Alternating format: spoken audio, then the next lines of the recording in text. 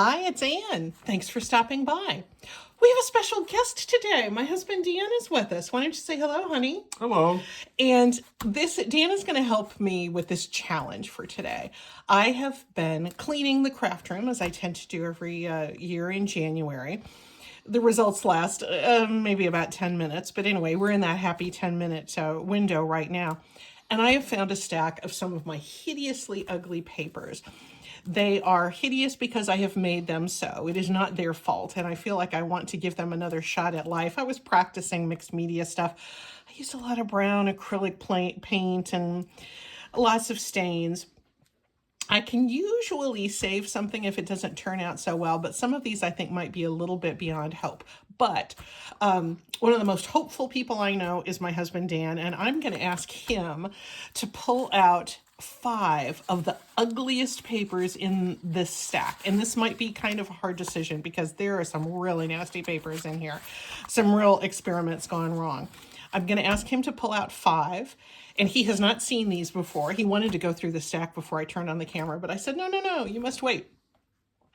Anyway, he's going to pick out the 5 ugliest papers, and we're going to set everything else aside. I'm going to take those 5, and I'm going to see if I can do something with them. So, honey, have a look. Well, looking at this stack, I agree. It's going to be really hard to come Because up they're with, all very ugly. It's going to be hard to come up with only 5, but that's definitely has to be one of them. That's a page out of a yarn catalog that I put gesso all over. Yeah, what's to be done with that? We don't know. This is the ugly pile here? Yes. We do have a trash can, so we can always... That one's pretty bad. Yeah, it's pretty bad. Yeah. Oh, here's one that looks particularly... Yes. Really? The cat got a hold of that one. And had a bit of a gastronomical or gastrointestinal event with it, huh? Bit of an accident, yes. Yeah, I'd say that's another one. Now, what's ugly about this one? I'm not questioning your choice. Just your composition was terrible. It was terrible. Yep. It was terrible. I think this is I was cleaning off a paintbrush or something here. Well, you didn't do a very good job. I did not.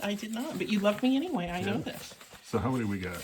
We have 4. So this next one's critical. It's really critical. Now One. you can go back and reevaluate and change if you like. Some of them are kind of the same. Yeah. Let's see.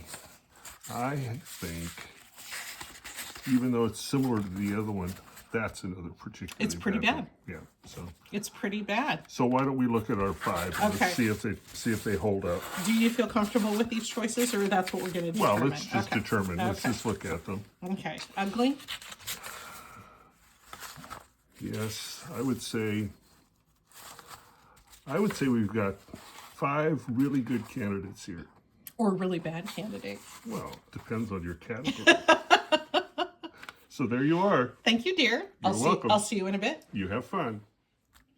Okay, so he has given us some pretty tough choices here. I have no idea what I'm going to go do with this. I think that there's some potential for this, maybe with some collage or some stamping to layer some stuff over it, but I'm going to set these aside for now. I think these 2, because their hideousness stems from gesso gone wrong.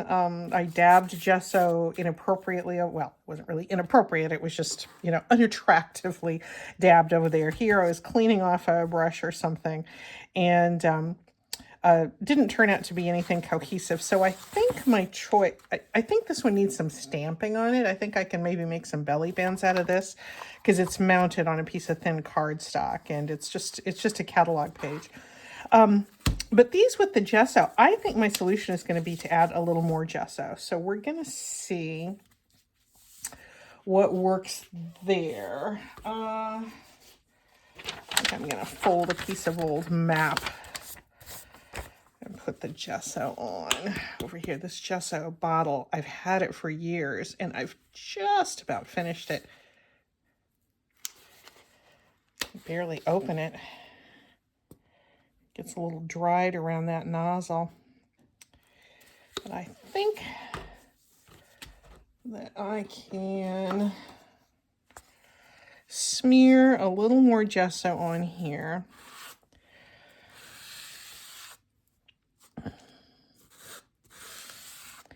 And it's going to end up looking like a lot of my other book pages that I'm used to making lots of fun things out of. So that's going to solve part of that problem, is adding more. I'll do that here too. We'll let it dry and just see what possibilities present themselves. I think I have an idea here.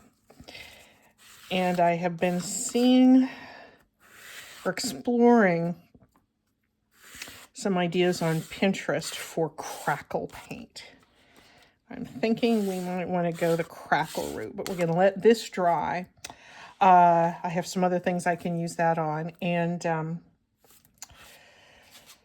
while I have that gesso out, should I use any of that here? No, it would really be too easy just to gesso over everything, although I certainly could.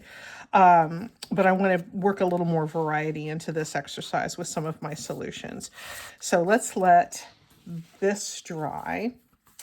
And I'm going to set these aside.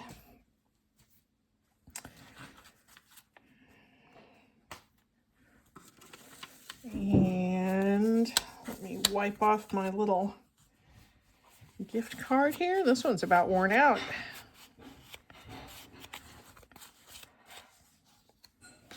And then I think I'm going to do some stamping here.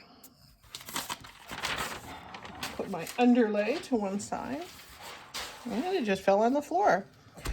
This, I just think, because it's mounted on a piece of thin cardstock and it's just a it's just a catalog page, I think I can crop this down and do just a little bit of collaging on it. But I think I want to stamp on this gesso. So I pulled out some of my favorite junk journal stamps, which is an old Stampin' Up set that has a clock. I always have to look at which way it's supposed to go. 1, 2, 3, 4. Yeah, I can go there. Pull out this pocket watch. Here's a key and maybe this. I like these. And I'm going to use the Stays On.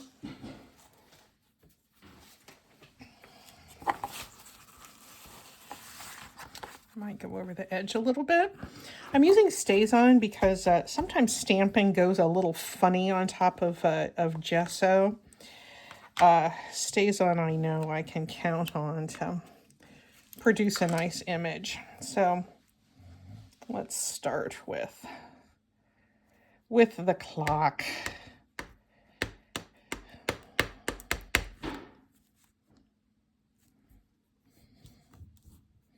I don't use Stays On a lot because, you know, if you drop it, it stays on.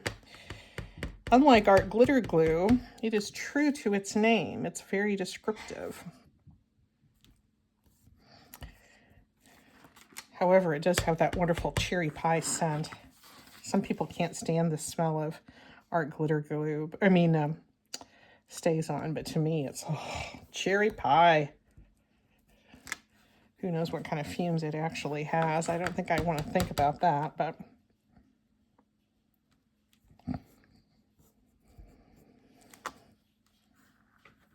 here we go. Now I do take these, I do have a special Stays On ink remover that I treat those with every time I use Stays On. So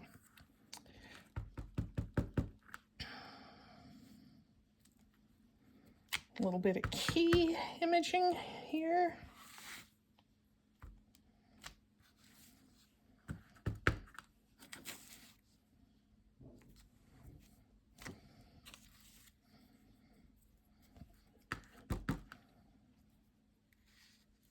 And let's go a little bit off with that one.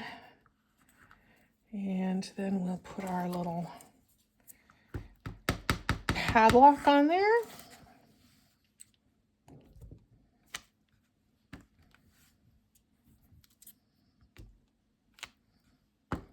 If I had different colors of Stays On, I might introduce some of those, but the fact is I do not.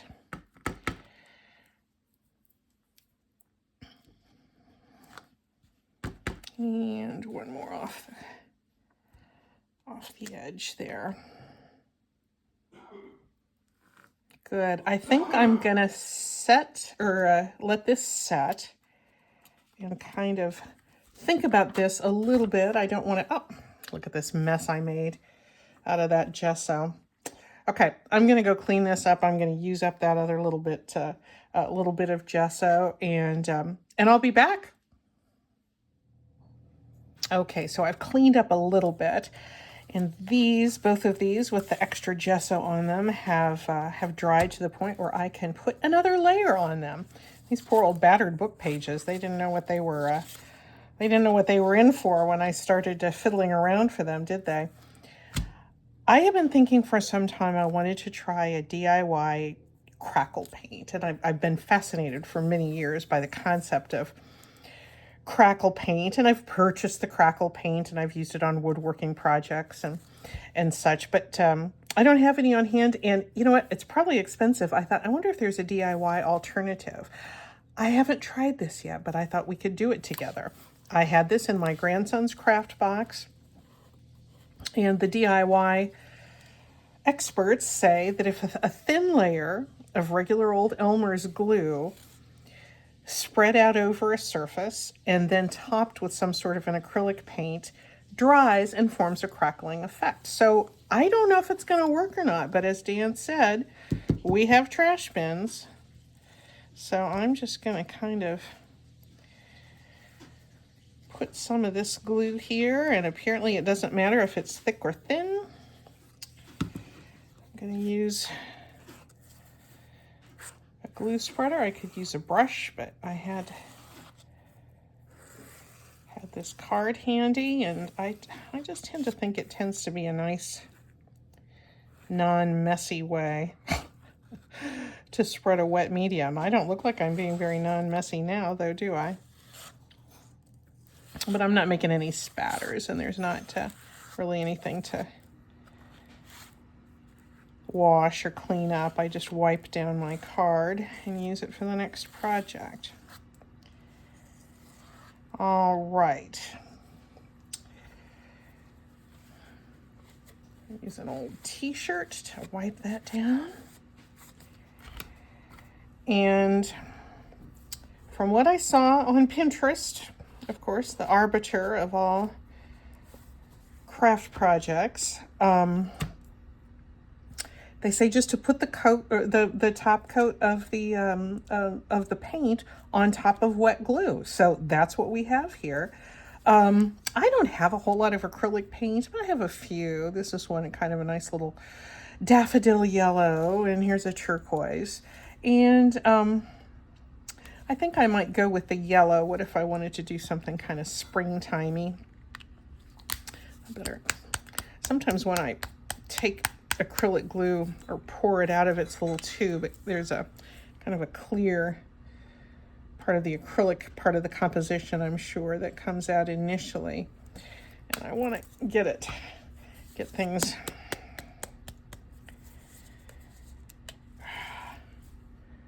mixed up to the point where we don't have that separation going on. And I just have this on a ceramic tile. Should I use a brush? Yeah, I'm going to go ahead and use the brush. I think I'm going to put the turquoise on this brown background. And it says just to sort of spread it lightly. My goal is to have some sort of a interesting crackly kind of surface that I can use as a background for a tag or a pocket, or maybe some kind of embellishment.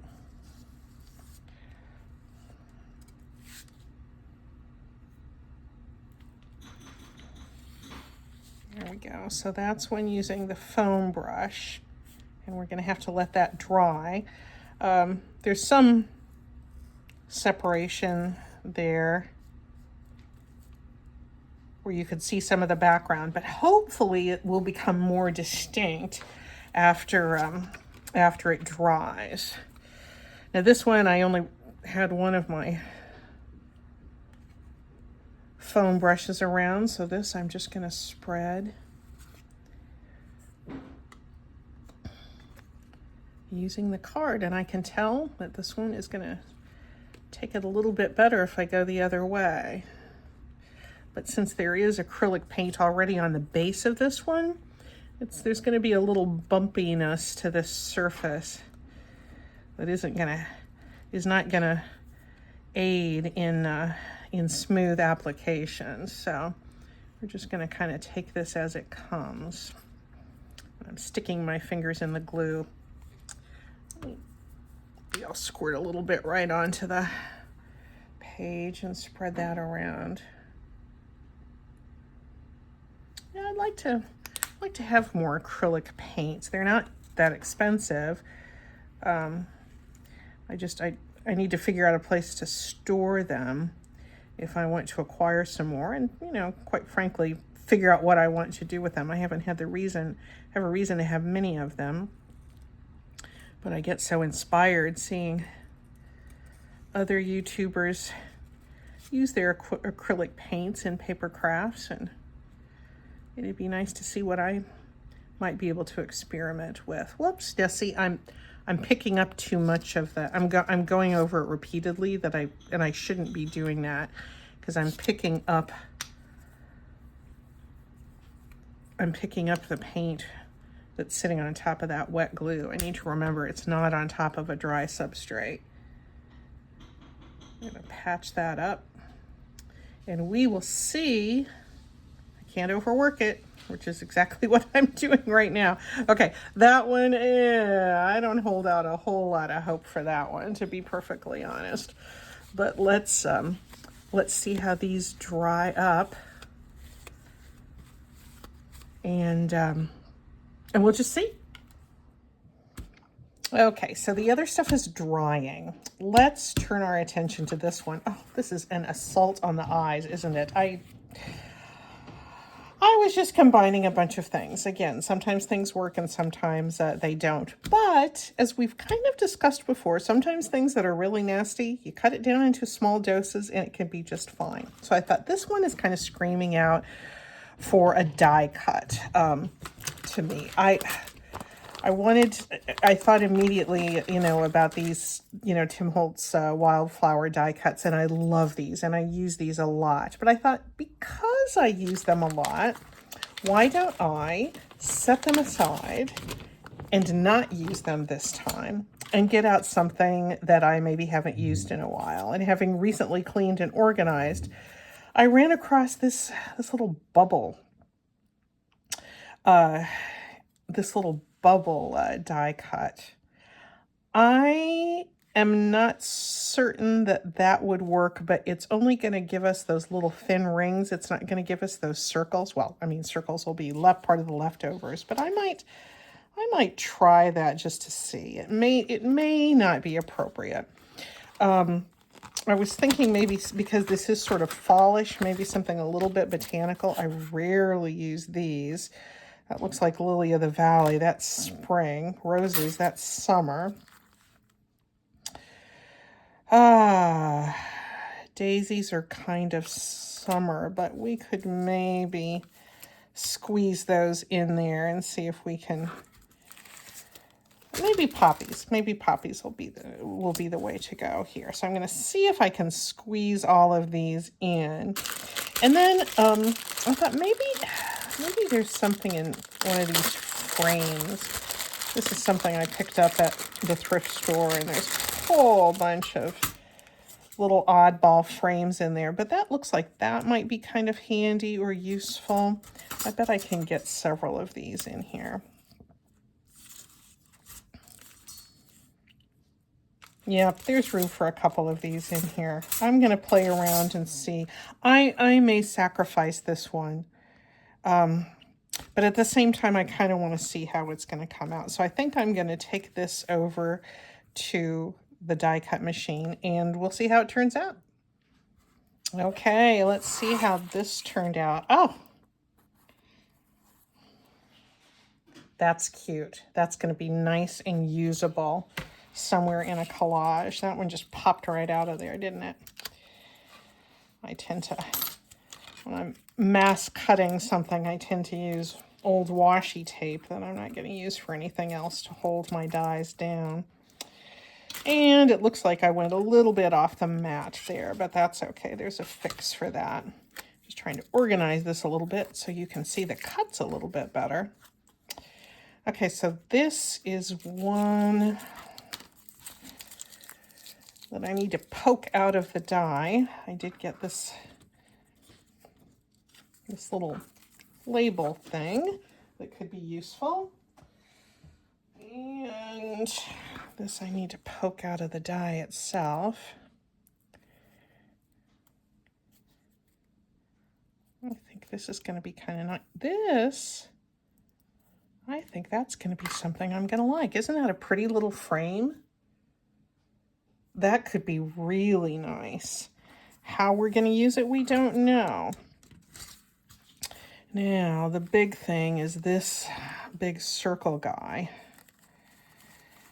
And maybe it's going to just pop out of here, and maybe it's not.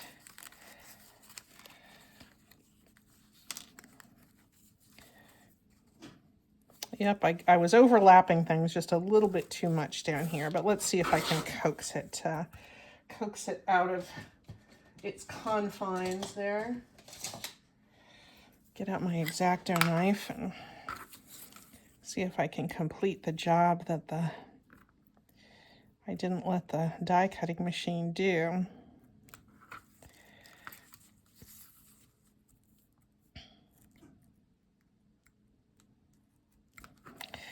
I just have never really used this circle die. I think it's one I saw.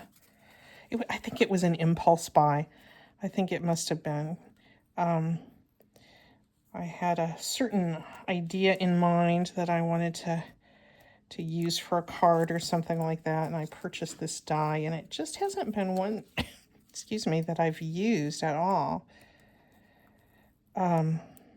It kind of has that mid-century modern kind of vibe to it, which I like. Anyway, my goal was to use some things that I hadn't used in a while, so this fills that brief. Not a very good cut here, but I can crop that out.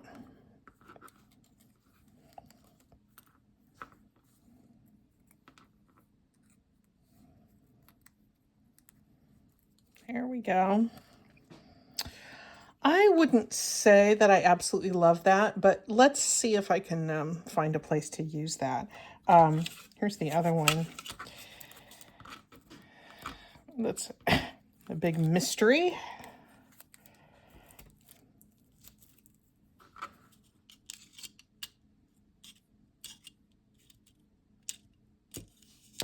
This has a lot of blank spaces in it, but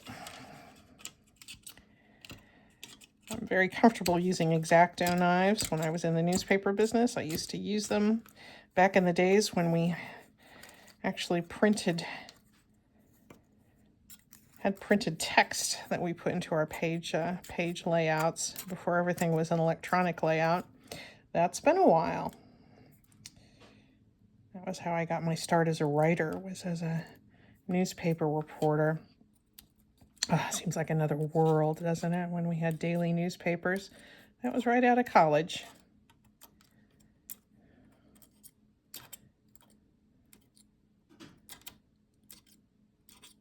Okay, I am going to put this on. That's where I learned to respect the blade. Now let's try to pull the die cut itself out of this die. This is kind of a fussy one.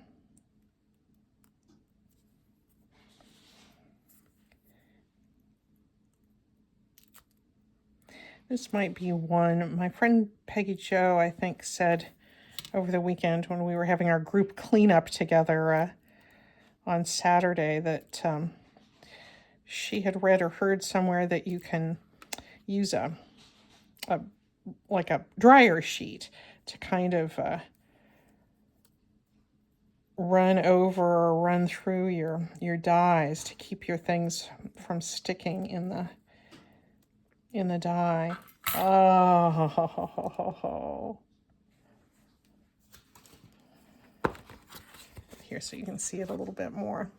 This is just on a piece of scrap card, but that is going to be super, super pretty. I think this is the star out of that ugly page.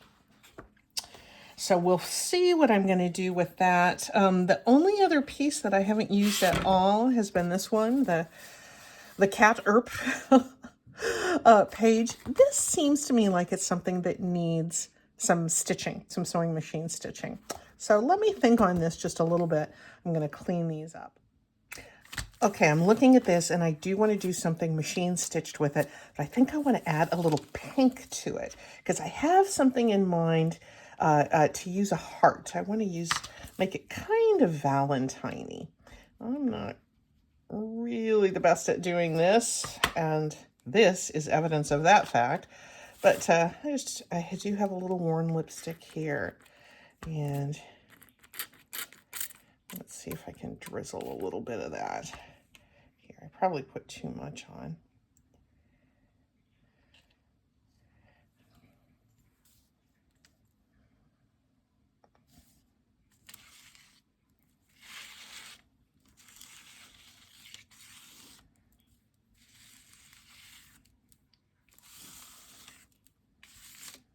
There we go. That pink is a little muddy, but it does liven up the color a little bit, especially around the edges. Okay, I'm going to let this dry, go to the sewing machine, and I'll be back.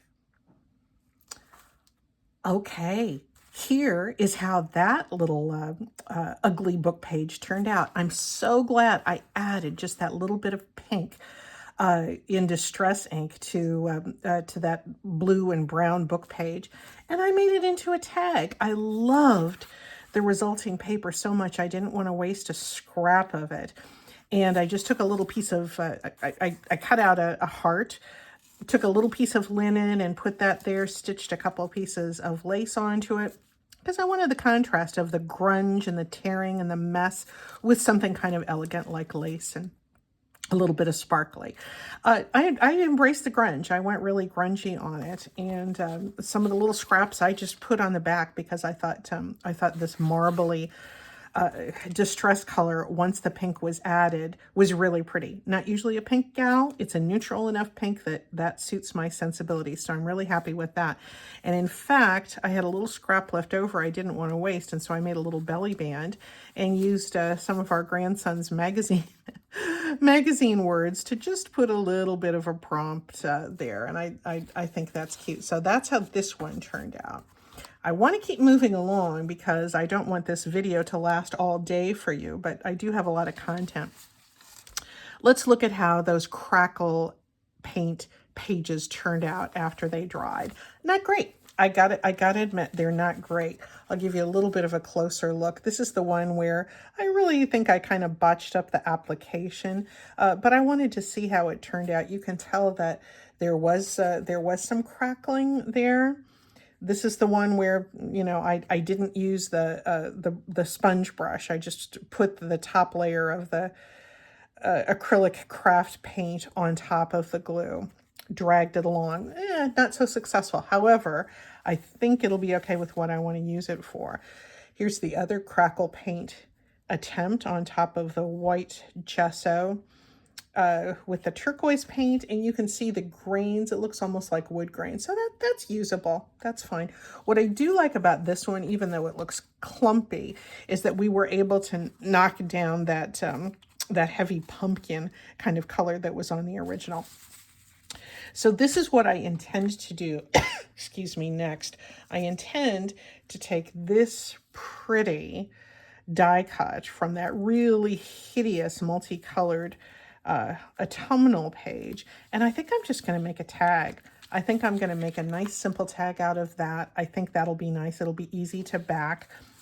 I think I'm going to do something similar with this turquoise. This is a pretty strong color. If I'd had greater variety in my acrylic paints, I might have chosen something different. And I don't want anything like really polished to look or to be the result. But that is the color for this. And I found these birds that I think will pick up the colors, and I can put something else there, but I think this might make a nice tag too. So I'm going to go ahead and do those. I will be back with the final product. I hate to say it, I don't think I have any use for this. It just doesn't seem to look right on anything I have. And I think I'm going to bite the bullet and relegate this one to the trash bin and say, good effort, but not successful. That leaves us with our last ugly piece that I did some stamping on, and I really like how this is turning out. I think I'm just going to make a little mini master board out of this. I'm going to do a little bit of collaging to fill in some of those spaces and add some intrigue, and then I'm going to cut it up and see what I can make out of it. So we will be back with some final results. Okay, here's an exciting update. The Crackle Paint surfaces have taken a bit of a turn. I decided that the yellow was just too scrambled eggy for me, and so I decided to put some, I think it was walnut stain, dribble some of that over it. It ended up still looking like scrambled eggs, but it looked like scrambled eggs that had old coffee grounds and mud and nasty mold dragged over them. So I thought, I came that close to just bagging the entire piece of paper or turning it over, which would have been an option. But, I decided I'm just going to stick with what I thought I was going to do. And I just covered up most of it. And I ended up with this cute tag. We're going to have a review of the whole thing at the end. But covering up most of it, it's not terrible. That's damning with faint praise, isn't it? It's not entirely hideous. It's a little bit hideous. But anyway, here's what happened with the other Crackle Paint. I wanted to kick back a little bit of that brightness too, because that turquoise was really bright. I put a little bit of distress, walnut stain, distress ink over that too. And that one oddly turned out a little bit better. So that was good. You'll see these in their final form when we get together with Dan. I was going to do collaging on this, and I decided just to stamp. I just liked it all nice and flat with that kind of snowy background. So this is a mini master board. We'll see what I can make out of this. We're almost there, guys. Okay, we're back. This is the wrap up of this interesting little challenge. Dan is back with us, and I'm going to show him how I have hopefully transformed some of the ugly papers that he picked out of my stash. I found myself, as I was going through this experiment, doing three things. I saw a real pattern in how I was addressing it. I was either covering things up, I was adding to something, or I was cutting something up into smaller pieces. And in some cases, I did all three. Some were a little more successful, I think, than others, but I think all of these things are usable. So Dan, I don't know if you recognize this, but this is that catalog page that I had gessoed over. There was a bunch of balls of yarn in the background. Do you recognize this? I do. Yeah. I do, yeah. Mm-hmm. Looks nice. And I just did a bunch of stamping on it and made sort of a mini master board. I cut it into a belly band and 3 small size journal cards. This is a very useful size sometimes. So anyway, it was fun to do. I wanted to keep it nice and flat, so that's why I just did stamping on this. But I think it really transformed that page. I agree. Okay.